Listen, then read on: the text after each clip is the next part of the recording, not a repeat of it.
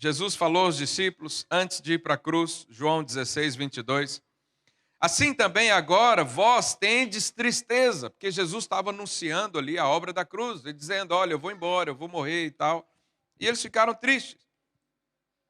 E aí Jesus diz, mas outra vez vos verei, e o vosso coração se alegrará, e a vossa alegria ninguém, diga ninguém, poderá tirar. Jesus prometeu uma vida feliz para você. E ele falou, ninguém é capaz de tirá-la. Seu cônjuge não pode tirar sua alegria, seu problema financeiro não pode tirar sua alegria, a falta de alguma coisa não pode tirar sua alegria, a falta de pai ou mãe não pode tirar sua alegria, porque a alegria que Jesus te deu, ela é completa. Ela é completa. Provérbios 29, 18, diz assim, não havendo profecia, o povo se corrompe, mas o que guarda a lei é o quê? Feliz. Bom, você já ouviu eu pregando que a lei foi substituída pelo Espírito.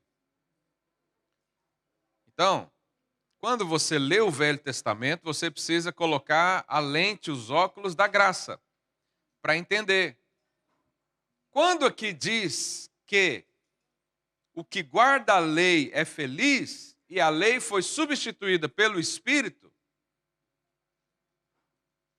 nós podemos traduzir isso, então, para linguagem da Nova Aliança, o quê? O que guarda o Espírito, esse é feliz. Ou o que segue o Espírito, esse é feliz. O que ouve o Espírito, esse é feliz. Então, feliz é o homem que anda com Deus. Que ele está empenhado em falar do reino de Deus. Porque Jesus está fazendo isso. O Espírito Santo está fazendo isso. O Pai está fazendo isso. Todos em prol da edificação do reino. E a consequência deveria ser alegria. Agora, por que não temos alegria no nosso coração, muitas vezes? Isso é uma coisa que nós devemos pensar. Mas há uma atitude que todo cristão deveria ser feliz em fazê-la. E eu quero falar disso hoje. Hoje talvez não seja uma palavra assim muito inspirativa, mas vai ser de ensino. E eu, como pastor, eu preciso ensinar todos os assuntos na palavra de Deus. Eu não posso escolher só alguns. Vamos escolher só esses assuntos, porque todo mundo gosta disso. Não, meu compromisso não é falar o que você gosta, é falar o que está escrito aqui. Aleluia. Às vezes a gente não gosta de ouvir algumas coisas, principalmente quando nos confronta. Eu saí da minha casa de manhã cedo para alguém ficar falando que eu estou errado. A gente não gosta disso. Mas eu tenho que ser honesto com você. Olha o que a Bíblia de Deus diz em 2 Coríntios 9, verso 7. Cada um contribua segundo tiver proposto no coração, não com tristeza ou por necessidade. Porque Deus, o quê? Vamos ler essa parte aqui? 1, 2 e...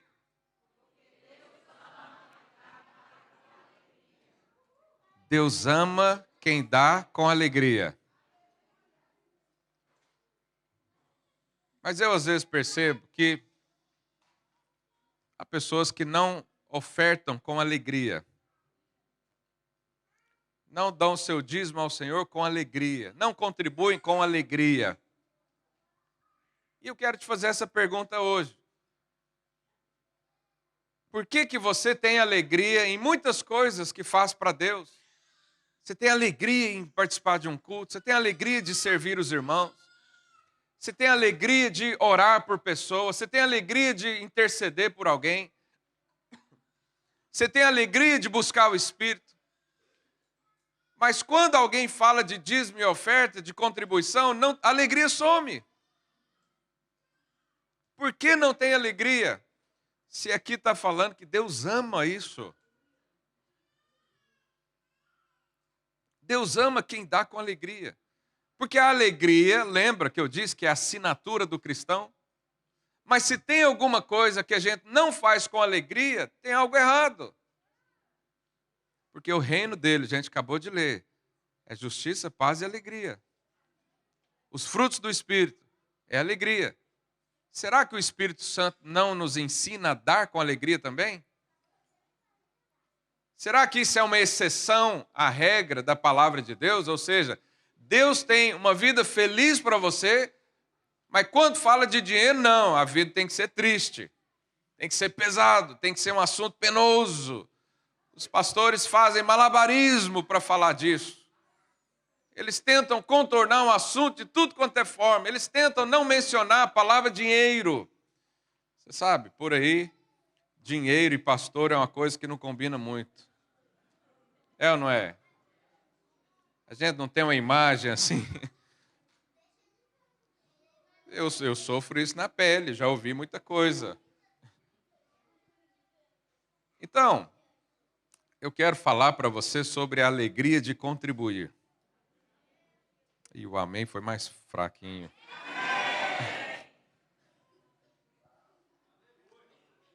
Ô, pastor, eu queria ouvir uma palavra de fé, de ousadia, de esperança, de cura. Mas acredite, contribuir com alegria pode salvar você. O desapego ao dinheiro é uma grande libertação da nossa vida. Eu já fui liberto disso, já contei para os irmãos o dia que eu fui liberto do dinheiro. E hoje dinheiro não guia a minha vida. Não tem nada que eu faça ponderando se eu tenho condições de pagar ou não. Então, quando nos casamos, a gente queria ter entre 3 e 4 filhos. Você acha que um dia, algum dia, eu fiz conta? Não, senão não tinha. Então, quando você diz, vamos ter filhos, então olha para a conta bancária. Quem é que é o Deus na sua vida? O dinheiro. Se Deus fala, pode ter filho que eu vou abençoar todos, não vai faltar nada. E você olha para o dinheiro fala mais alto que Deus. Se Deus te dá um projeto para fazer, mas você não faz o projeto porque faltou dinheiro, quem é que é o Deus da sua vida? O dinheiro. Quem é que decide onde você vai morar? Quem é que decide? Eu falo para você, jovem, quando eu era adolescente, eu ficava... Um dia, alguém me falou do salário de um jornalista lá no Brasil, muito conhecido, que era na época 50 mil. Eu falei, uau, eu quero ser jornalista. Eu nem sabia o que jornalista fazia. Eu estava querendo dinheiro. E aí, o jovem hoje tem tantas formações da faculdade, e ele fica procurando, os próprios pais dizem, filho, essa profissão aí não dá muito dinheiro. Até eu já falei isso para muitos jovens. Ah, eu quero fazer isso. Eu falei, irmão, mas isso aí, né? Por quê? Porque o dinheiro é um Deus nesse mundo. E o Senhor também é Deus na nossa vida. Mas o dinheiro é a única coisa que a Bíblia diz que compete com Deus, não impede igualdade. O diabo não compete com Deus. Os demônios, coitado. Para cada demônio tem 2 anjos, só para começar, já está, né? Nada compete com Deus. Mas a Bíblia diz que eu posso servir a Deus ou ao dinheiro.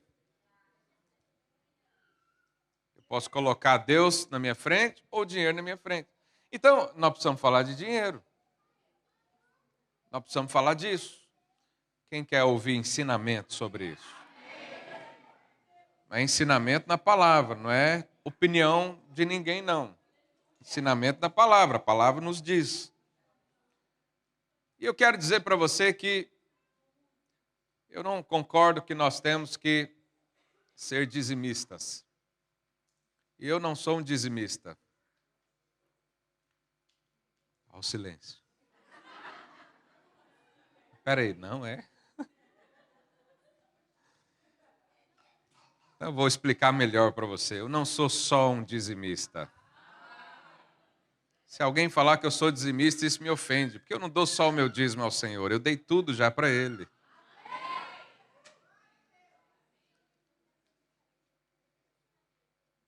E você sabe, nós cremos nos vencedores, amém? Vencedor é diferente de salvação. Salvação é você ter acesso ao céu. Vencedor é você reinar com Cristo. Vai ter muito crente naquele dia que vai ser salvo, mas não vai reinar com Jesus. Porque reinar com Jesus não é para qualquer pessoa. Tem lá os critérios, está tudo escrito na palavra de Deus. E eu vou falar algo para você que eu nunca falei aqui, mas hoje o Espírito Santo me deu essa luz. Pode falar? Os irmãos gostam, né, de tomar umas cajadadas às vezes. Epa. Você sabe, nenhum dizimista terá recompensa no céu.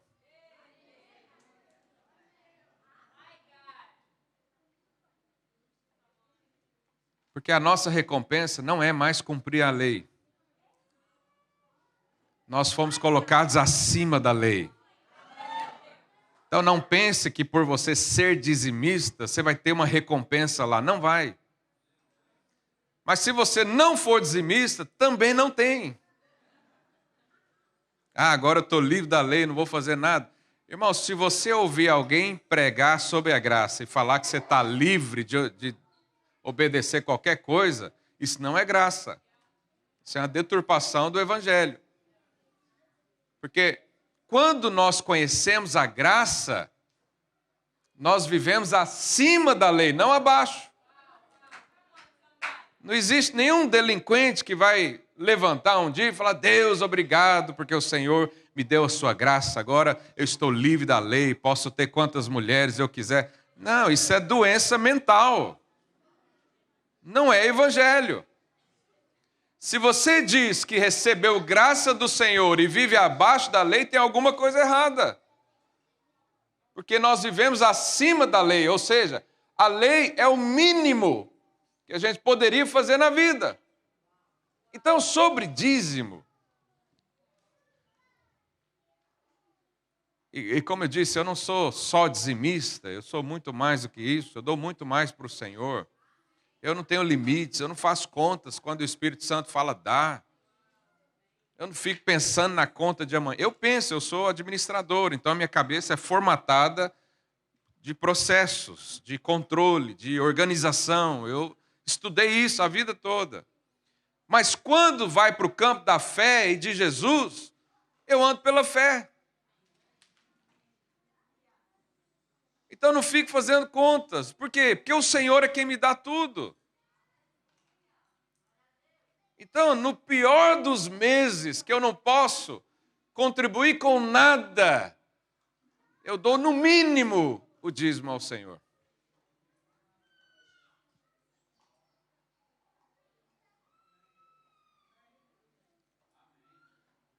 Jesus nos ensinou isso. Vamos ler a palavra de Deus. Mateus capítulo 5. Então, eu vou te mostrar que o vencedor não é aquele que cumpre a lei. O vencedor é aquele que excede a lei. Mateus capítulo 5, verso 17. Põe aí, por favor. Olha lá, Jesus explicando, ensinando esse capítulo. Jesus fala das bem-aventuranças, não é? Então, ele traz muitos ali ensinamentos para nós. E eu quero pegar esse texto para a gente conversar sobre esse assunto. Não penseis que vim revogar ou anular a lei e os profetas. Não vim para revogar, vim para cumprir. Porque em verdade vos digo, até que o céu e a terra passem, nem o i ou tio jamais passará da lei até que tudo se cumpra. Olha o que Jesus diz. Aquele que violar um desses mandamentos, posto que dos menores, e assim ensinar aos homens, será considerado o quê? Mínimo. Aonde?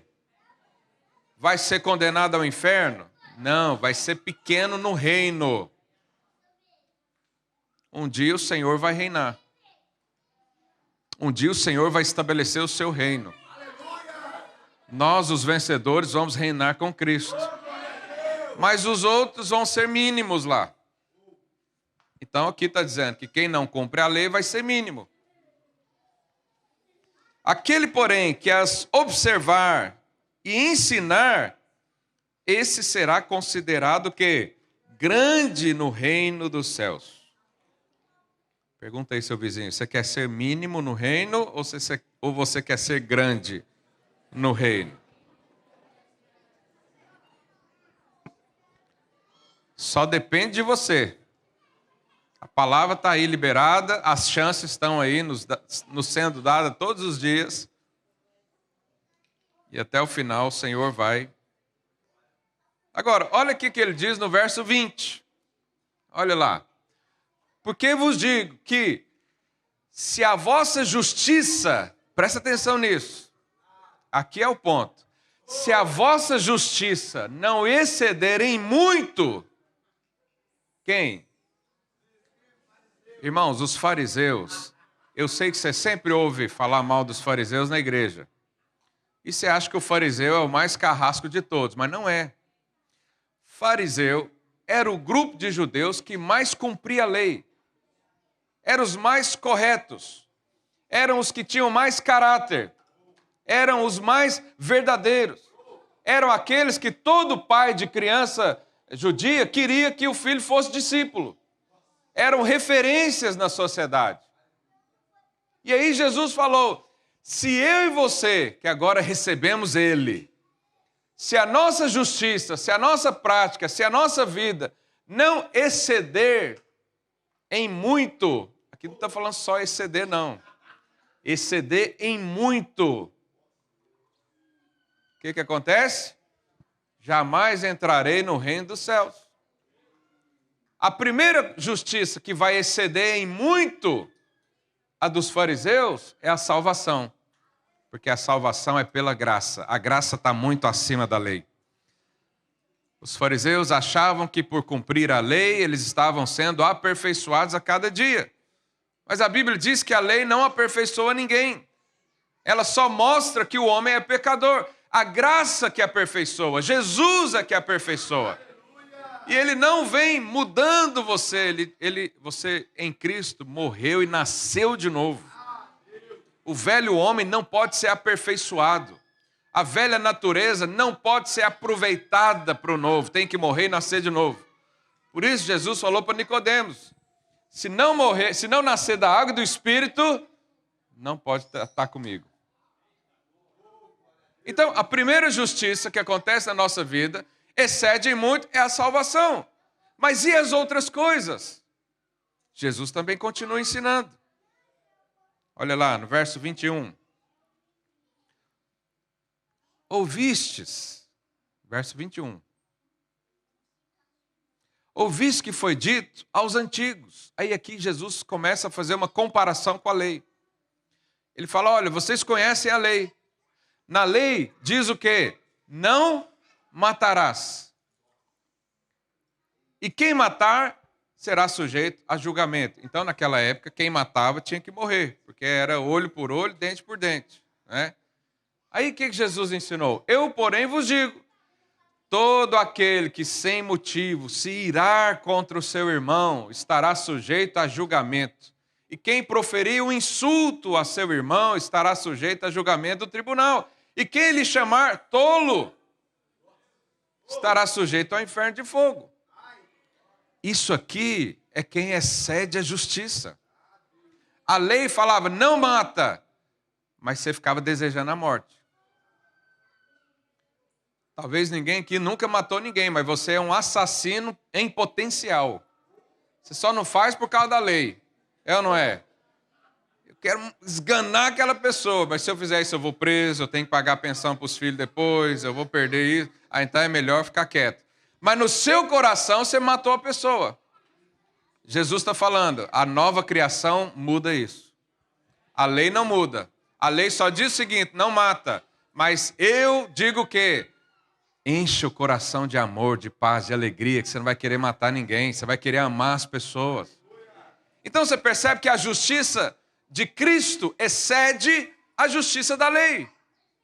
O padrão de Jesus é muito superior ao padrão da lei. Por isso, não há mérito em apenas obedecer à lei. Porque a vida que o Senhor nos deu é muito mais acima. Aleluia! Está entendendo até aqui? O que aconteceu? Nós somos regenerados. Você precisa entender isso. Deixa eu só fazer um parêntese aqui. Romanos 6, capítulo 6, verso 12. Por que nós agora podemos viver muito acima da lei? Porque nós somos regenerados. Aquela velha natureza foi morta nas águas do batismo ali em Jesus. Nós nascemos de novo, uma nova vida, um novo conceito.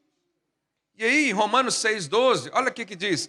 Não reine, diga, não reine, portanto, o pecado em vosso corpo mortal. Não reine o pecado, de maneira que obedeçais às suas paixões, nem ofereçais cada um seus membros do seu corpo ao pecado, como instrumento de iniquidade, mas oferecei-vos a Deus como ressurretos dentre os mortos. E vossos membros a Deus como instrumentos de quê? Justiça. E no verso 14 ele diz, porque o pecado não terá domínio sobre vós, porque não estáis debaixo da lei, sim da graça. O pecado não tem domínio mais. Por quê? Porque você morreu e nasceu de novo. Você não pode ser dominado pelo pecado.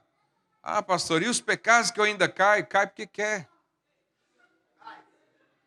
Se você quiser falar não, você diz não e ponto. Para quem foi regenerado. O ímpio não consegue dizer não ao pecado, mas você consegue. Quantos creem nisso?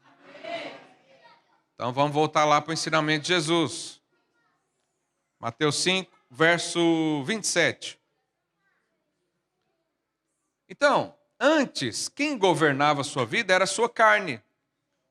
Mas agora quem governa é quem? O Espírito. Isso é viver acima da lei. Por isso eu disse que o Espírito de vida, que é o Espírito Santo, substituiu a lei. Eu não preciso mais seguir a lei para viver uma vida com Deus. Eu preciso agora ouvir o Espírito. E por consequência, toda a lei vai ser cumprida. Consequência. Olha o que Jesus falou. Ouviste o que foi dito? Não adulterarás. Então, naquela época, adulterar era pecado. Hoje é pecado? Estou livre da lei, agora posso ter... Não, não está não. Jesus aumentou agora, sua justiça é outra.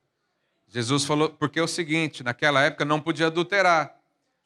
Só que os olhos das pessoas pareciam radares. Você já viu aquela pessoa, ele não adultera, mas ele quer, sempre quis, sempre quer, sempre vai querer fazer, mas não faz. E ele se baseia na obediência à lei. Ele fala para a mulher, olha, eu nunca adulterei, nunca fiz nada com outra. Mas está enfiado na... Eu não posso falar muita coisa, está cheio de criança aqui. Está enfiado lá nos sites adultos. Passa uma pessoa, parece um radar, né? Vai acompanhando, sonda até a mente e o coração da pessoa. Deseja consumir o fato com outras pessoas. E aí Jesus falou, olha, isso tudo é a mesma coisa. Porque olha o que ele diz. Próximo. Eu, porém, vos digo, qualquer um que olhar para uma mulher com intenção impura, no coração já pecou. O que a regeneração faz? Você é tão suprido no Senhor que isso não tem mais espaço para você. É muito pouco um homem de Deus falar, eu não adultero. É muito pouco isso para um homem de Deus. Um homem de Deus fala, eu sou feliz com a minha mulher.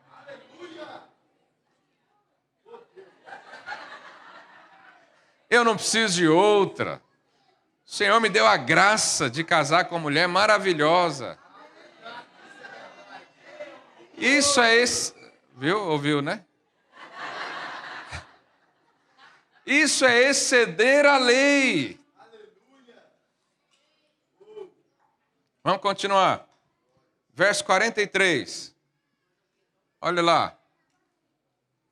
Ouviste que foi dito: amará o teu próximo e odiarás o teu inimigo. Então, naquela época, você podia odiar alguém. Eu odeio os filisteus. Podia. Mas aí agora uma outra justiça chegou na sua vida. Um outro padrão de vida chegou até você. Uma nova vida ressurgiu de Jesus. E aí ele diz, verso 44. Eu, porém, vos digo: amai os vossos inimigos e orai pelos que vos perseguem. Olha aqui a justiça de Cristo excedendo a justiça do homem. Olha o padrão aqui dos vencedores. O vencedor, ele não se dá o direito de odiar ninguém, porque ele só tem amor para dar, porque ele recebeu de Jesus Cristo amor. Ele recebe tanto amor que ele não consegue fazer diferente. Isso é exceder a justiça dos fariseus. Então, o padrão de integridade da lei, o padrão de obediência à lei, é a vida mínima para um cristão. Não podemos ficar nunca abaixo disso. Mas sempre estamos acima disso. Eu e você não precisamos mais dessa lei. Eu não preciso de alguém falar para mim: olha, ama o seu amigo e pode odiar o seu inimigo. Não, porque eu não odeio ninguém. A lei agora já não nos diz respeito mais. Eu não vivo debaixo da lei porque agora eu estou muito acima dela. Quantos estão entendendo a mensagem aqui?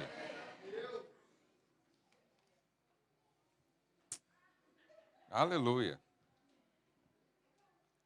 Por isso, eu e você não podemos ficar presos à lei. E ser um dizimista é ficar preso à lei. Como é que a gente excede nessa área da nossa vida? E eu nem estou falando de quem não dá. Se você não é dizimista, é outro assunto, mas se encaixa aqui também. O mínimo deveria ser isso. Mas o Senhor nos chamou para viver muito acima disso. E alguém pode dizer: mas por que no Novo Testamento não ensina tanto sobre o dízimo? Irmãos, os novos cristãos, os primeiros cristãos, você precisa entender que eles eram judeus. Os gentios vieram muito depois. Os primeiros eram judeus. Todo judeu, ele cumpre a lei. Você não precisa ensinar para um judeu que ele precisa cumprir a lei.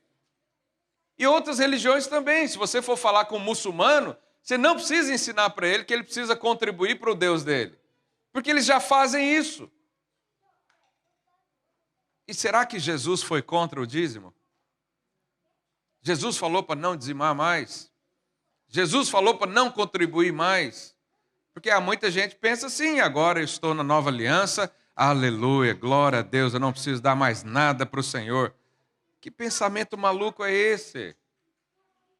Olha o que Jesus falou certa vez. Para quem? Para os fariseus. Mateus 23, verso 23. Olha lá o que ele diz.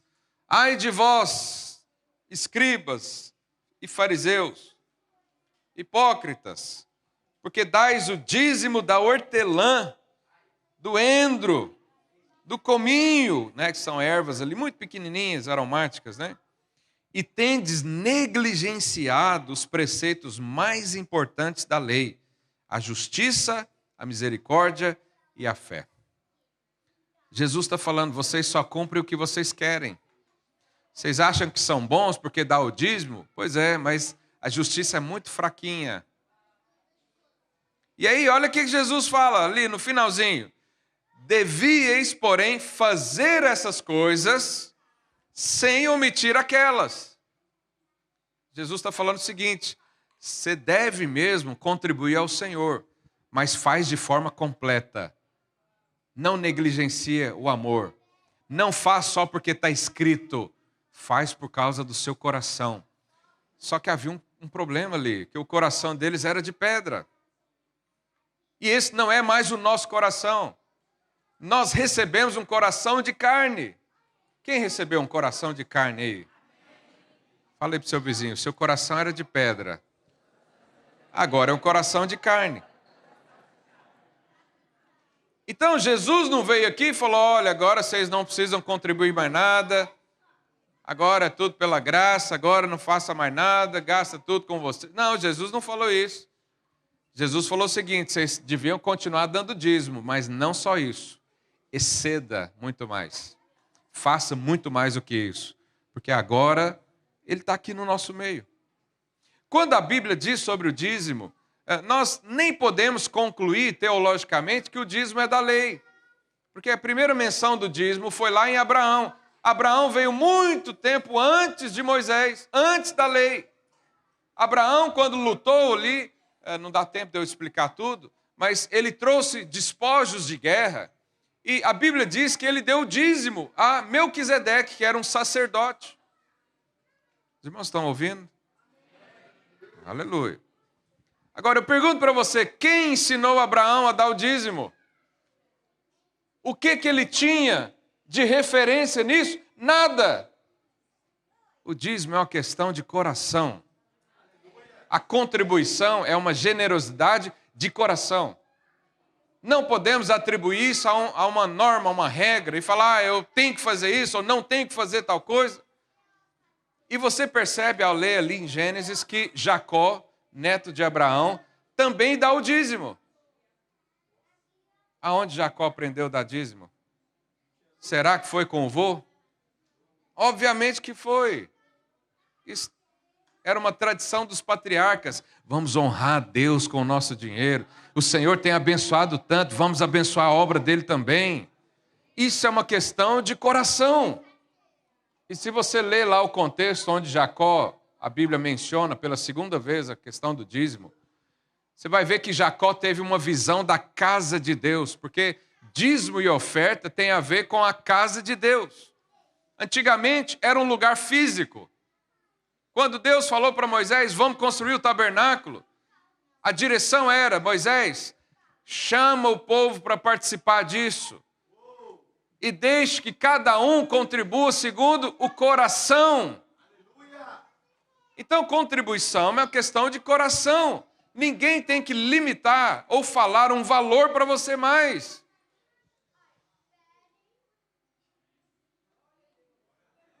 Aleluia. Por isso, nós cremos que é uma questão atual ainda. O dízimo era relacionado à casa de Deus. Bom, e alguém pode dizer, pastor, mas hoje nós não temos templo, é verdade. Aonde o Senhor habita? Dentro de nós. Mas a reunião dos crentes é o lugar de Deus. Nós podemos falar que hoje aqui é casa de Deus. Por quê? Porque eu e você estamos reunidos aqui. Obviamente, nós vamos precisar de recursos. Obviamente, precisamos de estrutura financeira. Obviamente, precisamos sustentar pessoas que vão manter tudo isso. Então, a contribuição ela é permanente, ela é atual. A grande questão é que eu e você não podemos limitar o nosso coração. Não limite o seu coração. Agora, não fique abaixo da lei. Se você está abaixo da lei, Jesus está falando, olha, tem algum problema aí. Vai ser difícil a gente montar uma equipe de reino, uma equipe de governo com pessoas que não têm o coração voltado para o Senhor como Abraão tinha. Ninguém mandou ele dar, o coração pediu. Quantos creem nisso? Eu vou encerrar já. 2 Coríntios 9, verso 7. Diz assim, cada um contribua segundo tiver proposto no coração. Essa é a mensagem do Novo Testamento. Essa é a mensagem da nova aliança. Agora não é mais a lei que governa você, mas é o Espírito. Então, todas as vezes que nós vamos contribuir, nós precisamos orar e pedir direção ao Espírito. Não vamos ficar nem a quem o que o Espírito colocar no nosso coração. A grande questão que eu quero chamar a sua atenção hoje é: não resista ao Espírito. Às vezes o Espírito Santo está falando para você, faz isso ou faz daquilo, e você tem resistências. Ou às vezes você dá o dízimo ao Senhor e o Espírito Santo fala para você exceder isso, e você já diz, mas eu já estou fazendo a minha parte, já estou fazendo o que é proposto a um bom cristão fazer. Siga o que está no seu coração, porque o Senhor está enchendo o seu coração de experiências, de direção, diretrizes para a nossa vida. Sem falar que isso é uma semeadura. 2 Coríntios, no capítulo 9, esse que a gente leu, antes, 2 versículos antes, verso 5. Olha o que diz. Portanto, julguei conveniente aos irmãos que me precedessem entre vós e preparassem de antemão a vossa dádiva. Aqui está falando de oferta. A vossa oferta já anunciada, para que esteja pronta como expressão de generosidade. Diga generosidade. E não de avareza. E isso afirmo, aquele que semeia pouco, também pouco ceifará. E o que semeia com fartura, com abundância, também ceifará. Então eu quero dizer para você, meu irmão, minha irmã, com todo amor e carinho, não seja um dizimista, seja alguém que faz parte do reino de Deus. Seja alguém que contribui com alegria. Agora, nós temos a prática de devolver o nosso dízimo, mas não paramos por aí. Nós cremos que devolver o dízimo é uma bênção para nós. Cremos que isso, de alguma forma, traz uma organização, principalmente financeira, na nossa vida. Cremos que há uma bênção do Senhor reservada a esses que fazem isso. Mas eu falo para você, não fica só na obediência da lei, porque isso é muito pouco para quem foi regenerado. Aleluia! Essa palavra é uma palavra de ensino, meu tempo já está acabando, mas eu preciso falar outra coisa para os irmãos também, que diz respeito ao nosso projeto da compra do prédio aqui ao lado. Mas antes disso, eu quero fazer uma oração para que o seu coração hoje se encha de generosidade e não de avareza. Avareza é quando você não consegue se desprender de algo, de algum bem, ou do dinheiro até. E aqui a Bíblia está falando, não aceite a avareza no seu coração. Feche os olhos aí no seu lugar. Senhor, nós cremos que o Senhor nos regenerou. Nós cremos, ó Pai, que o Espírito de vida entrou no nosso coração. Ó Deus, não queremos ser pessoas que apenas cumprem a lei, mas nós queremos, como Jesus disse, excederem muito a justiça, muito a obediência da lei, porque agora somos cheios do Espírito. Diga isso, eu sou cheio do Espírito, eu sou cheio de vida. Não é a lei que governa sobre mim, não são as coisas desse mundo que governam. É o teu Espírito, em nome de Jesus. Em nome de Jesus. Aleluia.